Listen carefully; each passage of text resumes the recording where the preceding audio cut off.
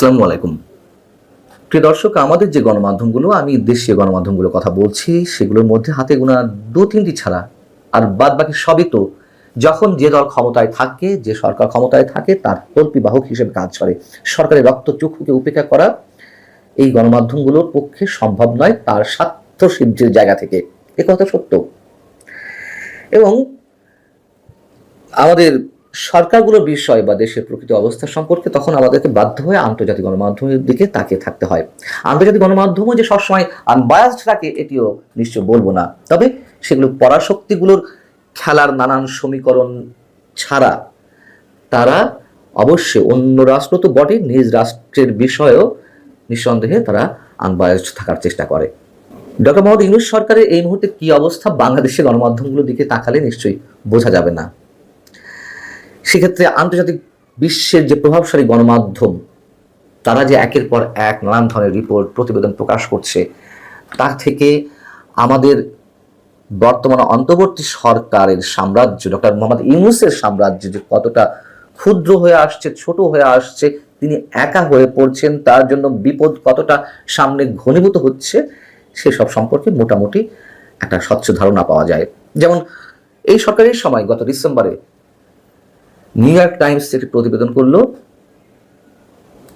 চরম উগ্র মৌলবাদিতা বা উগ্র সাম্প্রদায়িকতা বাদের উত্থানের একটা উর্বর সুযোগ তৈরি হয়েছে বর্তমান বাংলাদেশে। গত কয়েকদিন আগে আমাদের প্রধান উপদেষ্টা যখন লন্ডন সফরে গেলেন, তখন বিবিসির সঙ্গে দেওয়া এক সাক্ষাৎকারে তিনি কতটা অসহায় বোধ করছিলেন, অথবা বিবিসির সাংবাদিক নানান ধরনের বাস্তবসম্মত প্রশ্নে তাকে কতটা জর্জরিত করে ফেলেছিলেন, নাস্তানুবাদ করেছেন, সেই বিষয়ে আমরা দেখেছি স্পষ্টভাবে। দ্য ইকোনমিস্ট এই ধরনের বেশ কয়েকটি রিপোর্ট গত 11 মাসে করেছে।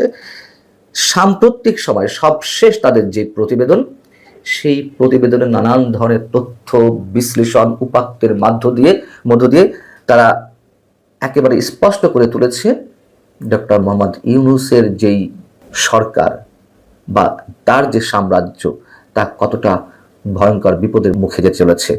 এবং ডক্টর মোহাম্মদ ইউনূস যাদের উপর ভর করে এখনো টিকে আছেন, সেই এনসিপির জনপ্রিয়তা যে কতটা তলানিতে, সেই হিসেবেও তারা তুলে এনেছে।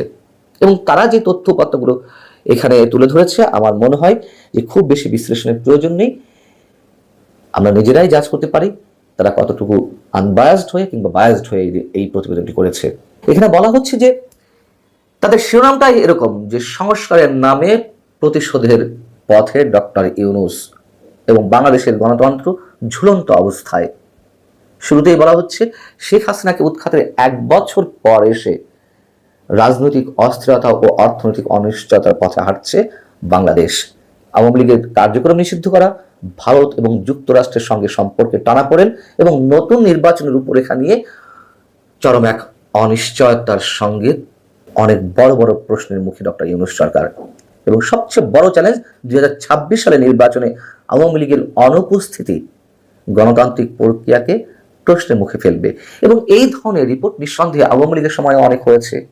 যখন যে ক্ষমতায় থাকে সে অন্ধ হয়ে যায়, এবং সেই বিষয়গুলো যে পরবর্তীতে ফলে, বিশেষ করে আমি সবসময় একটি সংস্থা, একটি অর্গানাইজেশনের প্রতি খুবই দুর্বল, সেটি হচ্ছে international crisis group, ICG Awami লীগের সময় যা যা বিশ্লেষণাত্মক প্রতিবেদন দিয়েছিল তার পরবর্তীতে প্রত্যেকটি খেটেছে।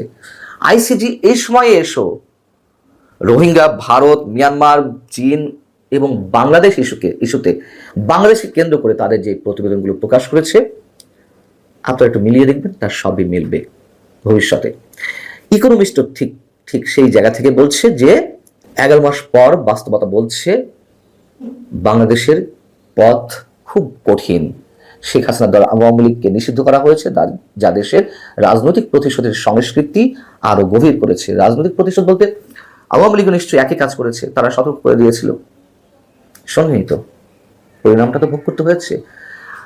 আর আমি যেটুকু এর সঙ্গে যুক্ত করব যে আওয়ামী লীগ সরিয়ে নিয়ে আওয়ামী লীগের বিশাল একটা জনভিত্তি ছিল, দেশের 35% 40% জনসমর্থন তাদের প্রতি ছিল। ডক্টর মোহাম্মদ ইউনূসের প্রতি জনসমর্থন কতটা, তার কি পরিণত হবে এই পথে হাঁটতে থাকলে? এখানে বলা হচ্ছে যে চীনের সঙ্গে বর্তমান সরকারের যে মাখামাখি বা একটা উষ্ণ সম্পর্ক তৈরির চেষ্টা, সেটি ভারত নিঃসন্দেহে ভালোভাবে নিচ্ছে না, যুক্তরাষ্ট্র ভালোভাবে নিচ্ছে না। এবং ভারত তো এই সরকারের এক বিপরীত অবস্থানে রয়েছেই, বিশেষ করে 5 আগস্ট শেখ হাসিনা সরকারের পতনের পর শেখ হাসিনা যে ভারতে আশ্রয় নিলেন, তার মধ্য দিয়ে ভারতের সঙ্গে ডক্টর ইউনূস সরকারের সম্পর্ক যে কতটা শিথিল সেটি আর হিসেব করে বলা লাগবে না। এবং এখানে বলা হচ্ছে যে ইউনূস সরকারের পজিটিভ বলে কিছু যে নেই তা নয়, রিজার্ভের পরিমাণ বেড়েছে। এখন রিজার্ভের পরিমাণ বাড়াতে তো সেখানে সরকারের কোনো কৃতিত্ব নেই। এখানে আমাদের প্রবাসী যোদ্ধারা তারা যে রেমিটেন্স পাঠাচ্ছেন তার উপরে রিজার্ভ দাঁড়াচ্ছে। মূল্যস্ফীতি কিছুটা কমেছে গত কয়েক মাসের আগের তুলনায়। এবং এই যে আন্তর্জাতিক সম্পর্ক এবং অর্থনৈতিক আরো অনেক বিষয় রয়েছে, যেটি বিশ্বব্যাংকের জরিপের কথা বলা হয়েছে বা ফোরকাস্টের কথা বলা হয়েছে, সেটি নিশ্চয়ই নেতিবাচক। কিন্তু সবকিছুর চেয়ে সামনে যে বিষয়টি বড় হয়ে দেখা দিচ্ছে তা হচ্ছে বাংলাদেশ কত দ্রুত গণতন্ত্র ফিরতে পারবে আর সেটি কতটা টেকসই হবে। ডক্টর মোহাম্মদ ইউনূস যাদের উপরে ভর করে এখনো পর্যন্ত দাঁড়িয়ে আছেন, সেই এনসিপি জাতীয় নাগরিক পার্টির জনসমর্থন মাত্র 5%। ইকোনমিস্ট তাদের জরিপ থেকে বলছে। এবং এই জরিপে বলা হচ্ছে যে বিএনপির জনসমর্থন 42%, জামাতে ইসলামীর জনসমর্থন 32%। এটি শুনলে অনেকের কাছে একটু অবাক লাগতে পারে যে মিলবে কিভাবে, তাহলে 100% মিলবে কি হবে, তাহলে আওয়ামী লীগ জনসমর্থন নিশ্চয়ই কম। তারা নিজেরাও বলছে 14%। কিন্তু তারা একথাও বলছে এই 14% আওয়ামী লীগ যে জনসমর্থনের বিষয়টি পাওয়া গেছে সেটি প্রপার নয়, বাস্তবসম্মত নয়। কেন নয়? এই মুহূর্তে আওয়ামী লীগের রাজনীতিক নিষিদ্ধ অবস্থা রয়েছে, মানুষ প্রকাশ্যে আওয়ামী লীগের পক্ষে কথা বলতে ভয় পাচ্ছে। এই যে একটা ভয়ের সংস্কৃতি দাঁড়িয়ে গেছে, তার মধ্য থেকেও যারা কথা বলেছে সেই হিসেবে আওয়ামী লীগের জনসমর্থন 14% বলে জানা যাচ্ছে, যদিও বাস্তবতা বলছে আওয়ামী লীগের সমর্থন এর চেয়ে আরো অনেক বেশি। এবং সেই জায়গা থেকে যখন একটি দলকে নিষিদ্ধ করে রাখা হয়েছে, তখন দেশের জনগণের বড় একটি অংশ তারা ভোট দান থেকে বঞ্চিত হচ্ছে বা বঞ্চিত হবে। এবং আওয়ামী লীগ সম্পর্কে যেটি বলা হচ্ছে যে সদ্য ক্ষমতাচ্যুত সেই আওয়ামী লীগ নির্বাচনে অংশ নিচ্ছে না। মে মাসে জাতীয় নিরাপত্তার কারণ দেখিয়ে বিভিন্ন রাজনৈতিক দলের চাপে দলটির কার্যক্রম নিষিদ্ধ ঘোষণা করা হয়। কাগজে কলমে ওই সিদ্ধান্তকে সাময়িক এবং আদালতের রায়ের উপরে নির্ভরশীল বলা হচ্ছে, অর্থাৎ আওয়ামী লীগ ফাইনালি নিষিদ্ধ হবে কিনা। কিন্তু সেই বিচার শেষ হতে তো কয়েক বছর লাগবে। এটাকে আদৌ সম্ভব? এই প্রশ্নটি দায়িত্ব ইকোনমিস্ট তুলছে। এবং হিউম্যান রাইটস ওয়াচের রেফারেন্স দিয়ে বলা হচ্ছে যে আন্তর্জাতিক মানবাধিকার সংস্থা হিউম্যান রাইটস ওয়াচ বলছে অন্তর্বর্তী সরকার ইচ্ছা মতো আওয়ামী সমর্থকদের টার্গেট করছে, যা আগের সরকারের দমন পীড়নেরই পুনরাবৃত্তি। যেটি বলছিলাম যে যখন ক্ষমতায় থাকে তখন তো অন্ধ হয়ে যায়, তখন আর কারো কথা তাদের ভালো লাগে না।